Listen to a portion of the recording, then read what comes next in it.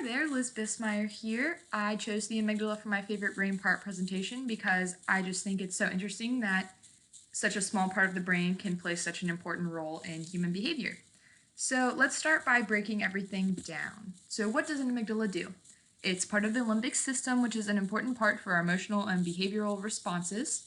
The amygdala itself is the main center for emotional responses. So this associates emotional meaning to memories. The amygdala also specializes in forming new memories that are related to fear. So when the amygdala is stimulated in humans, we tend to stop what we're doing, increase our attention, and respond in fear or aggression. So where is the amygdala? It is beneath the uncus of the temporal lobe and at the interior end of the hippocampus. So a good way to visualize this is if you imagine you had a dissected human brain. If you turned it upside down and peeled back the uncus, you would reveal the amygdala. So people originally thought that the amygdala mainly communicated with the hypothalamus. The amygdala actually communicates all over the brain. So the pathways that carry the inputs are very similar to those that carry the outputs. The inputs to the amygdala come from all five senses and visceral inputs. Visceral inputs help us shape behavior and cognition. So the main pathway is the ventral amygdalofugal pathway. Fugal means to drive away, so it is one of the major output pathways in the amygdala.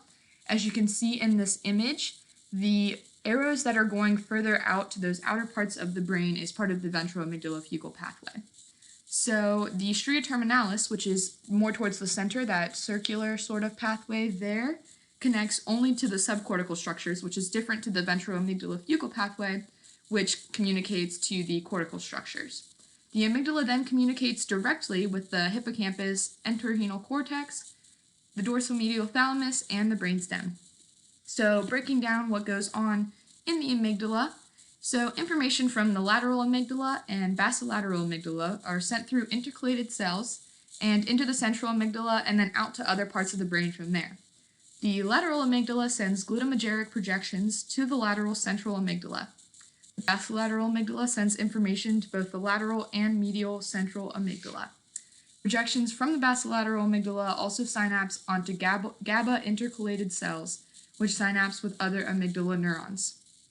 So let's get a little bit more specific to the amygdala and behavior. So what would happen if we didn't have an amygdala? Patient SM specifically has something called Urbach-Wietz disease, which leads to calcium deposits in the brain, specifically on the amygdala. So her amygdala are completely calcified. Obviously, this is incredibly important for research. So patient SM has normal IQ and a normal response to other emotions, just not fear. So she cannot distinguish fear compared to other emotions as in a facial recognition study, as she looks towards more of the center of the face rather than eyes to try to recognize facial expressions, especially ones that are showing fear. So her inability to recognize fear in facial expressions shows that important relationship between the amygdala and the visual cortex.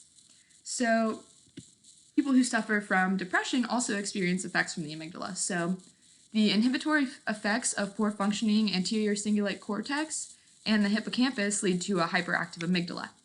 When the amygdala is hyperactive, when it's exposed to emotional stimuli, is what happens with depressed individuals. So a study in the Netherlands suggests that psilocybin or magic mushrooms to treat severe depression actually increases amygdala response to emotional stimuli, which participants reported helped their depressive symptoms more than SSRI antidepressants, which is interesting because SSRI antidepressants tend to decrease emotional responses in a more general sense used in the long term. Participants claimed that by using psilocybin, they were forced to directly confront their emotions, and it seemed to be more helpful than the SSRI antidepressants.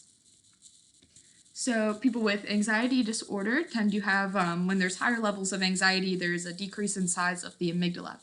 People with PTSD show increased activity in the amygdala, and chronic stress increases excitability in the lateral amygdala circuits.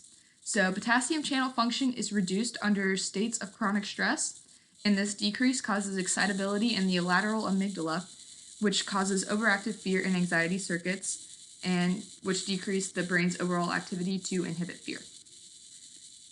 And then finally, the amygdala plays an important role in people with autism spectrum disorder.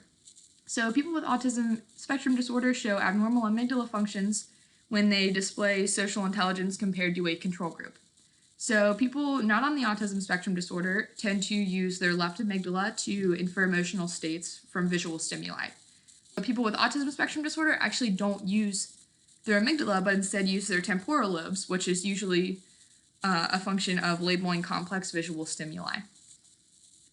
Thank you so much for your attention. I really appreciate it. I hope you've learned more about my favorite brain part. I know that I did. Thank you so much. Have a wonderful day.